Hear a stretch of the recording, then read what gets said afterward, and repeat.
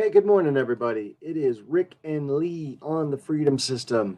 And today, Lee is not here, but I have a special guest joining us, David Adam Kurz. Hey, welcome, David. What's up, Rick? How are you, man? Good, just in time.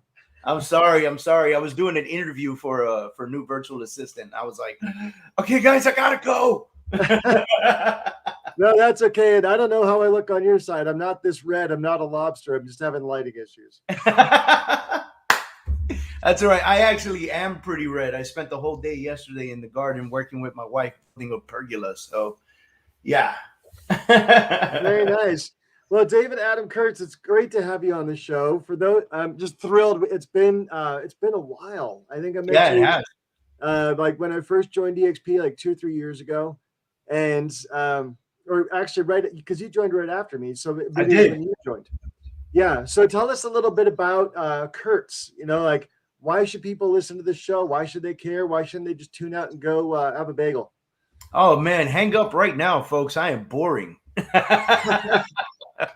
No, man, I think, just a little history on me, I guess, I grew up in New York, and moved to Miami just before graduating high school. Hated Miami, so I left to the Marine Corps, because why not, right? I was in the Marine Corps for 9 years. Fantastic, fantastic time of my life. And then I ended up moving back to Miami. My mom was here, everybody was here.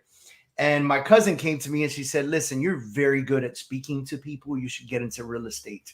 And so I got into real estate, but I ended up getting a regular job because I was still scared, right? Like I had just come from a very organized military situation.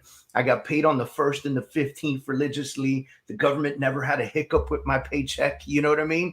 Like, and it was nerve wracking, to say the least, to go into real estate, right? Where you work for yourself.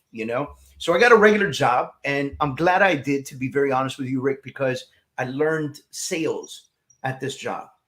And so I became a great salesperson, if you will. And I was like top guy on the floor all the time and everything else. And it's fantastic, except I worked in a cubicle and I hated that. That was the one piece that I did not like. And then a sales manager position came up, and I went up for it. I mean, the guy knew me. I submitted my resume anyway. I did all the right things, and he said to me, "I can't make you a sales manager." And I said, "Why not?" He said, "First of all, you have no experience, and second of all, if I take you off the floor, our sales will decrease." And I thought to myself, what a very short sighted way to look at things. As much as I respect the guy because he is ultimately massively successful, I said, wouldn't it be smarter to put me, a great salesperson, in the sales manager position so I could teach everybody else what I was doing?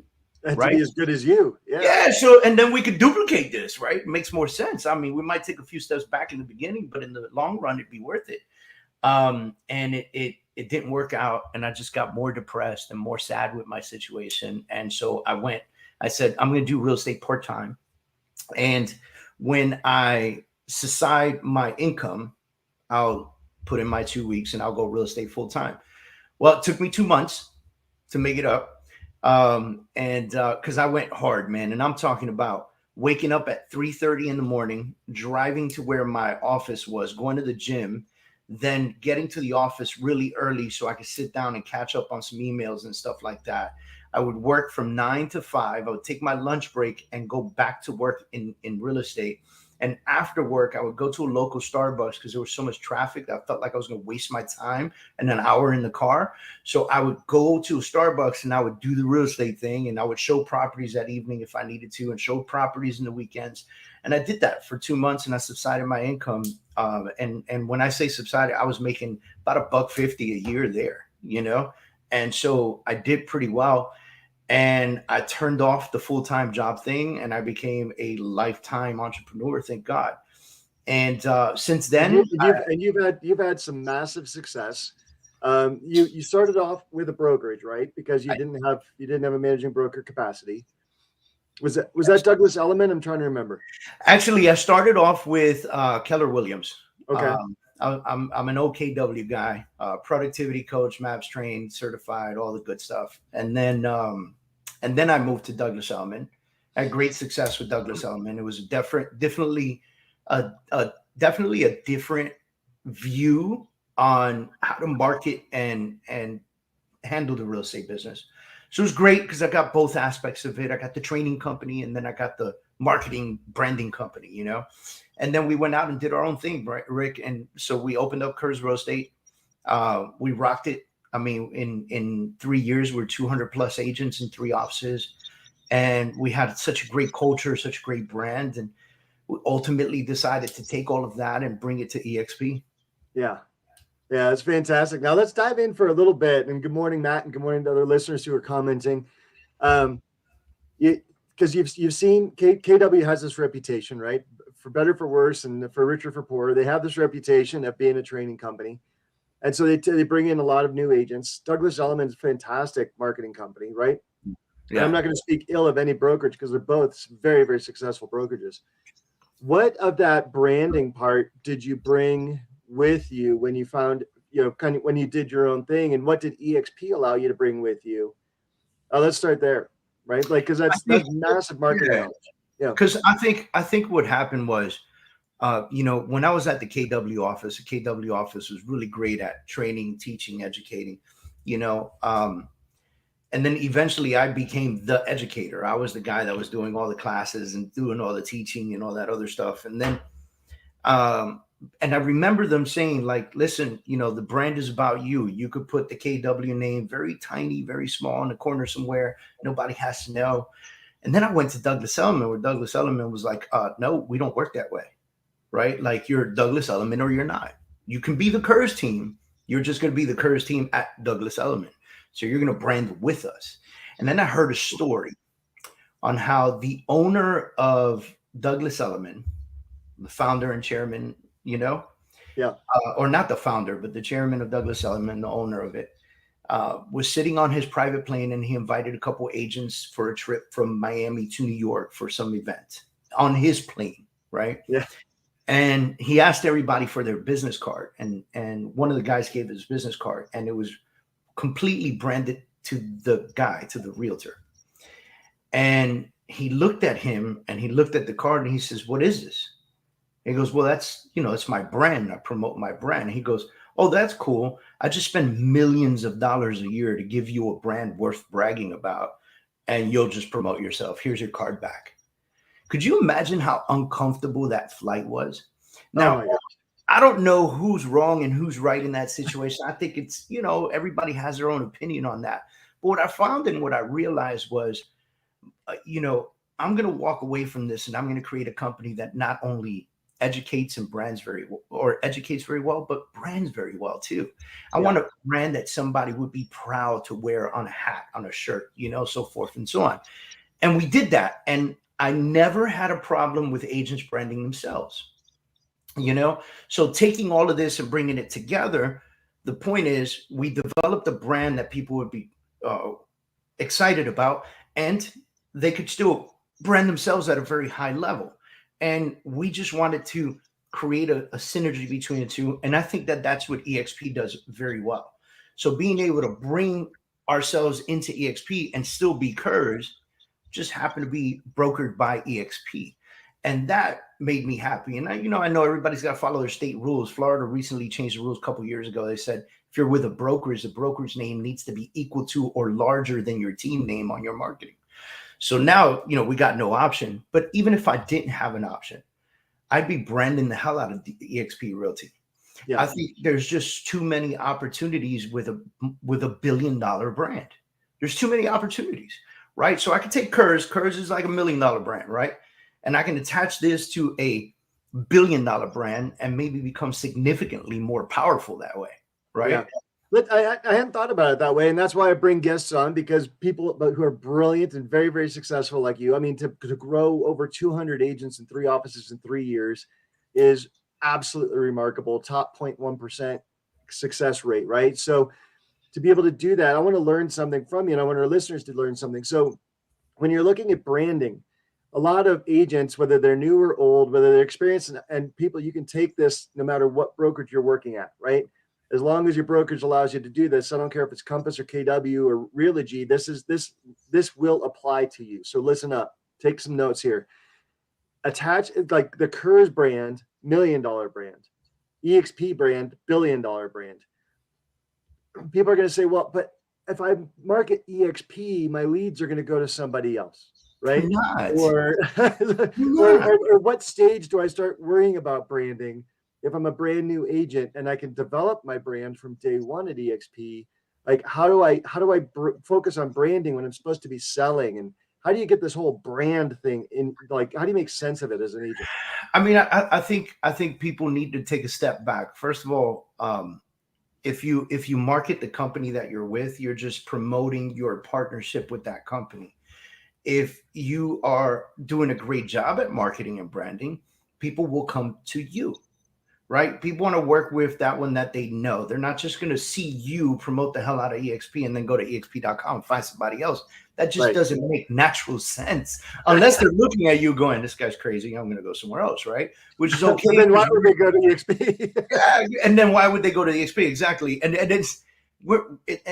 I tell folks all the time, that's okay. We're not made for everybody, right? We're not meant to impress everybody. We're not made that way, right? And so, you know, as a new agent, if you're a new agent, you're coming into the industry, whether it be EXP or Compass or KW, like you said, it's important to recognize that you're a new agent and you have zero experience. So maybe it behooves you to say, I'm a part of something bigger than just me. At that point, though, I do believe that you should start branding something right away. If your name is Rick Jansen, then you're the Jansen team at EXP Realty, right? And I think, you know, and you don't have to be team. First of all, if you're a new agent, don't put team after your name. Please don't do it. Also, don't go to Instagram and put top producer, because people know, you know what I mean? Like, we all know you just started in the industry. So just say you're a real estate professional and rock it out the park, right? Yeah. And you know, in real estate, we make the mistake of believing when you first come into this industry that, first of all, you'll be a millionaire in 2 months. And second of all, you make the mistake of believing that you're in the business of selling houses.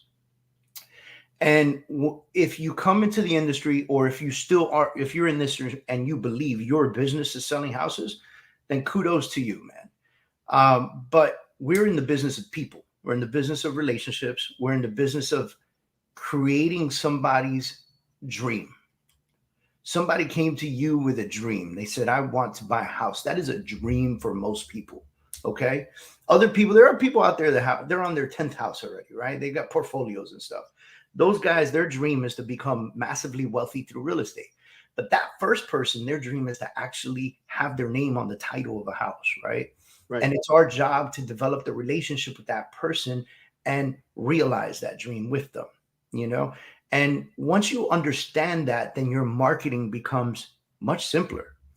And you get away from the just sold, just listed, just sold, just listed, just sold, just listed. You mix in some, this is who I am. This is my family. This is what I do for fun. By the way, I just sold the house. This is who I am. This is my cousin. And I went out to this great restaurant the other day, look at a picture of my food. And, oh, by the way, we just listed this house, you know? And when your marketing becomes about that, people get interested in you. And then every once in a while, you're dropping in a piece of information to them about what you do. And it's our job to remind people of that. If we don't tell people what we do, then we're secret agents, and we're not secret agents, right? We're supposed to be loud and proud and out there, you know? We're in the industry of marketing. And we have the one privilege to market the one commodity that everyone needs. Everyone needs it. You know, we're not selling shampoo. We're not selling, you know, facial creams. We're not selling youth. We're selling homes, 4 walls and a roof, you know? And it's the one item, the one commodity that every single person is in need of, dreams of, and wants. And we have that privilege, so we shouldn't squander it, right? Absolutely. Absolutely. So how did you make the Kurz name mean something? Like, you know, because yeah, seriously, because you've done a phenomenal job of it, right? And at first, when you didn't have a $1 billion partner, you were just saying, hey, come join me. Yeah. I'm a veteran with a beard and I'm going to rock this. Right? Yeah. And, you know, and you've done a tremendous job. but you were selling yourself and your innate ability to lead and manage and your history, right? Like, I've done this, I've been there. But then you said, hey, now we're going to partner with this $1 billion brand and we're going to still do this. And I've been there and Right. we're going to lead and grow. And your agents have been able to grow. But how did you make Kurz mean something, right? It wasn't just because you were posting a picture of your pasta. I think that became a personal thing. I think once people came to the office at the time, we're talking about Kurz Real Estate's beginnings, right? Yeah, Like right, yep. we believed more than anyone else believed, right? We leased 6,000 square feet. We had 4 agents. Okay. We believed it was one of those, if we build it, they will come situations, right? Yeah. We believed that we had something true and we had something real and it was tangible and people would love it. And it became a personal thing. I think more than anything else, it became the fact that we cared about the success of our real estate agents. I'm talking Kurz Real Estate, but we cared about the success of our real estate agents. We focused on their success. We trained with them. We were available for them. We created a culture amongst each other of giving rather than taking, or water cooler talk, or gossip or anything. We had a strict zero tolerance gossip policy in the office. And we always said, you got a problem with another agent in the office, come see me, we'll work it out, we'll fix it. Everybody walks away happy. Whoever's not happy, you're more than welcome to leave. There's about 600 more real estate companies right outside my door, and with that happening and being able to create that personal culture and put great real estate agents in our office in leadership positions, almost like board positions at the company, and being able to sit back and listen to them and hear what they have to say, because they're in the trenches, right? Yeah. And to allow them to be available to the rest of the brokerage, that changed everything. That created a culture like no other. And that's how the Kurz name began to have, it signified that we were together, that it was strong, that it was positive, that we were going to help each other. No one's going to let anybody down. We're going to do something bigger, better, and greater than we had ever imagined. And when we transferred to EXP, be 100% transparent with you, we lost that. And that was my fault, because I was still trying to get my feet grounded in moving over to EXP, right? And while I was getting my feet grounded, so was everyone else. And I wasn't there for them. So we lost that for a minute. And then all of a sudden I had this like wake up call, and I was like, wait a minute, I got to get back to it. And I realized that at EXP, our organization was nothing less than our brokerage. It was our organization. Yes, EXP was the brokerage. EXP was the big name behind us, the mothership, right? Right. But our organization had to mean the world to me, and I had to get back to it the same way I did as a broker. And so once again, I've got great people in my organization. We've created leadership positions for them. We've put them in spots where they take control and they love it and they're running with it. We have meetings about it. We talk about the growth of the organization. We give back through mentoring, coaching, training. I mean, we're recreating, and I call it a process because it is a process. We're recreating a culture within our organization. That's outstanding. So you're building essentially a brokerage. You're calling it an organization because it is an organization, because you don't have any financial liability. You don't have any legal liability. You don't have to join any new associations of realtors, and you can expand to 50 states and 18 countries, right? Beautiful. So it's not a brokerage. Isn't it like 21 countries now? They just announced 3 more. It's 21 now. Oh my gosh. So like your view, it's not a brokerage. It is an organization, but you're taking a broker sales manager mentality. And to quote Julia Roberts, big mistake, right? That one guy let you go Yeah. a long time ago, right? But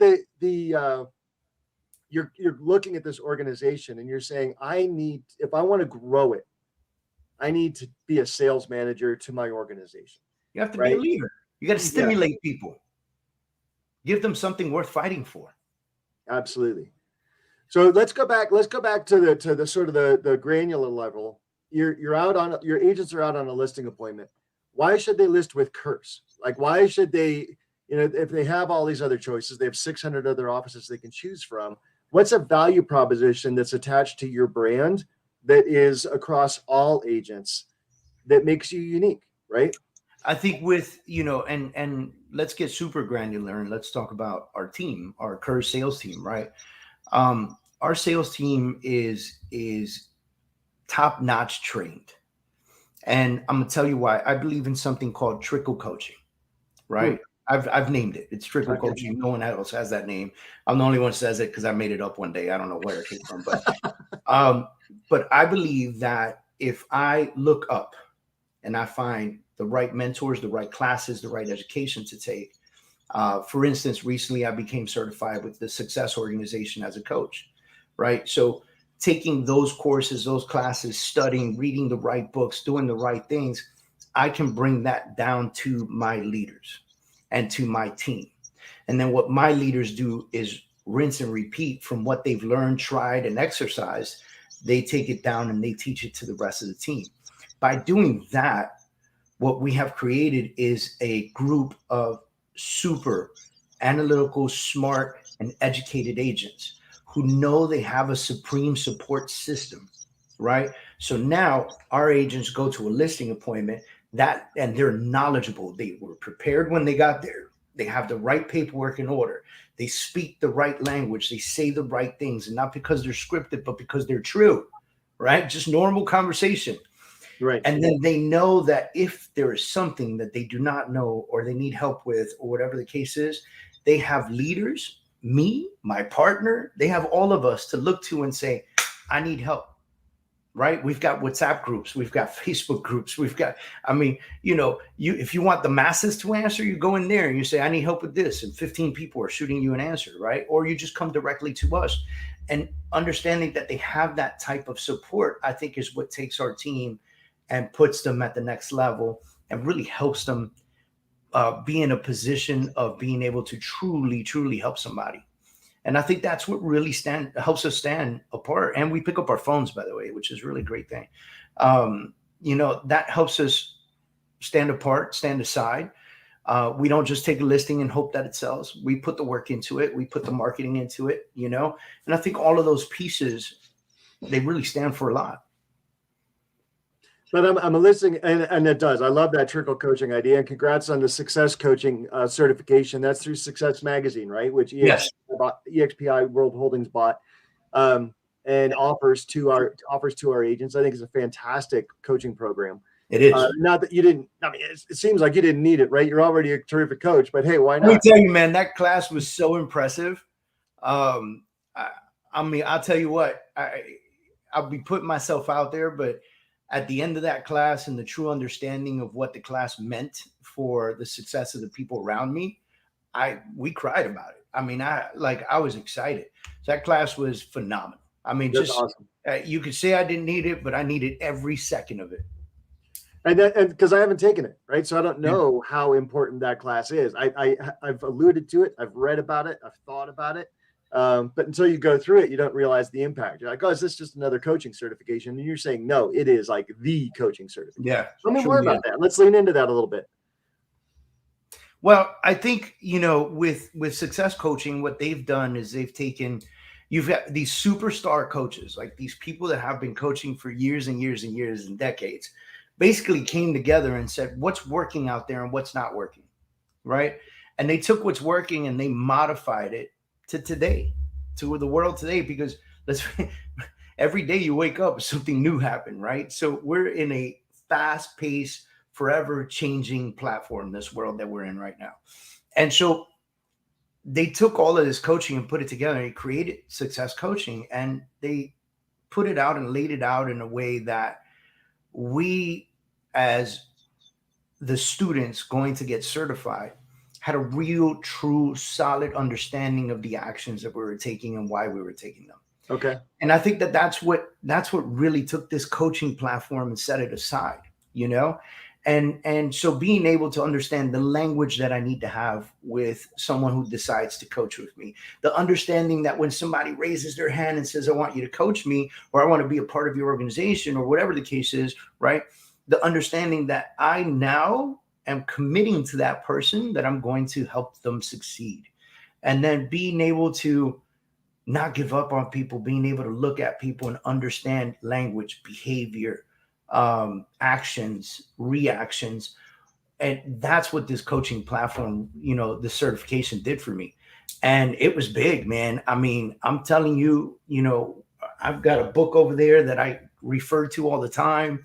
I actually wrote a new coaching system after taking that certification because I needed to change it up a little bit. So I merged my Marine Corps experience with what I learned there.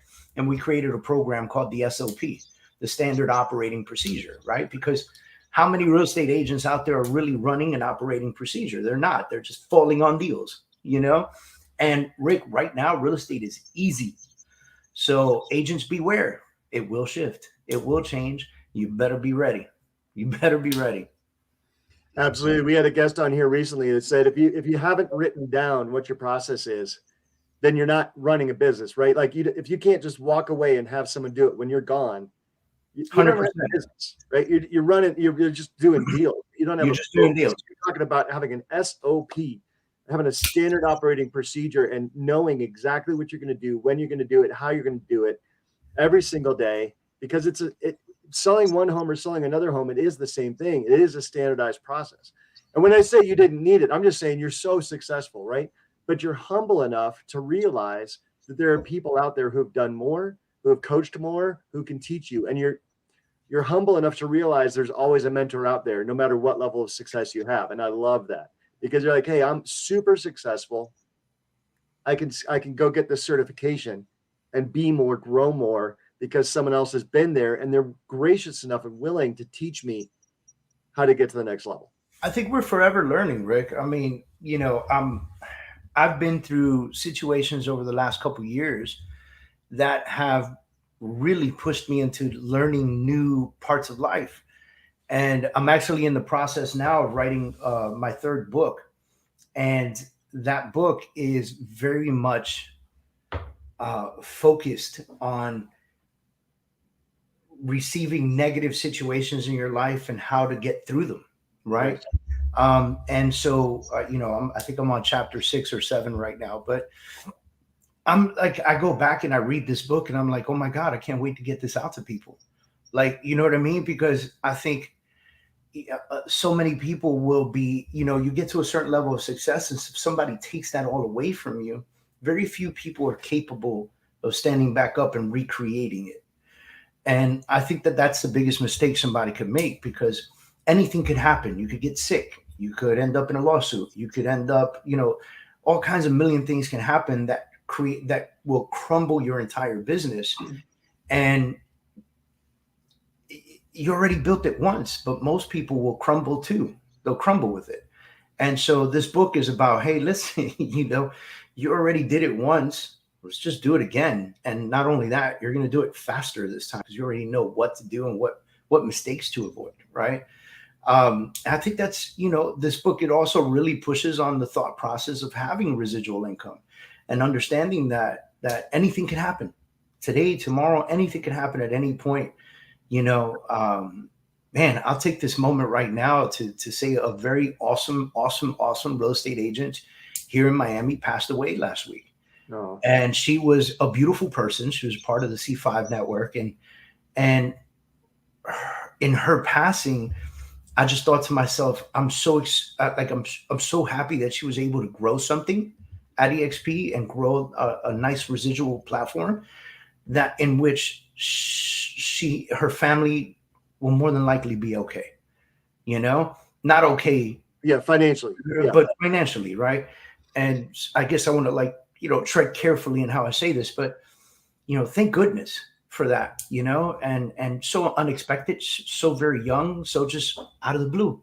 Yeah. You just never know what can happen. And I think that, a big piece of my goals for 2022 are to set my family and my life up for the anything can happen situation, ensuring that not only can I build a great business and a sustainable business with enough residual income to take care of my wife and kids, but also to make sure that I'm spending enough time with my wife and kids so they don't remember me as a guy that just built something for them, Amen to that. I can't think of a better way to close a show. That is just it hit me, man. That's Yes. awesome. Hey, David, if people want to reach out to you, if they want to, you didn't ask for a plug for your coaching, but I'll give you one anyway. If they want to reach out to you for coaching or to join your organization or to learn more about real estate, pick your brain about, hey, how do I move my team over, whatever. How do they reach out to you, David? Easiest thing is social media. I'm a big social media person. So just search for me anywhere at David Adam Kurz. David Adam Kurz is my full name. Excuse me. Facebook, Instagram, LinkedIn, you name it. I'm David Adam Kurz. So come find me, check out my YouTube, watch a bunch of videos before you try to hire anybody, and get educated that way and really enjoy yourself and do a ton of research. But anything you need, shoot me a message. You don't have to hire me. Just ask a question. I'll answer it. That's awesome. I love how much you give. You do come from a place of giving. You're so genuine. You're a top producer, a top giver, a top family man. It's just been an honor to have you on here. I really appreciate it. You're welcome back anytime. Thanks, Rick. Man, I appreciate that so much. You have no idea. Yeah, I mean, it's easy to say when it's true, man. It is. It's just I love following you on social media. I love getting to know you through social media, and when we're able to connect one-on-one like this, and hopefully again someday soon in person, it's just been fantastic. But I look forward to breaking bread with you in person someday soon. Thanks, brother. I appreciate it. All right, folks, have a great day. Make it a great week. And if you need to get a hold of me, 303-589-2320. Talk to you later.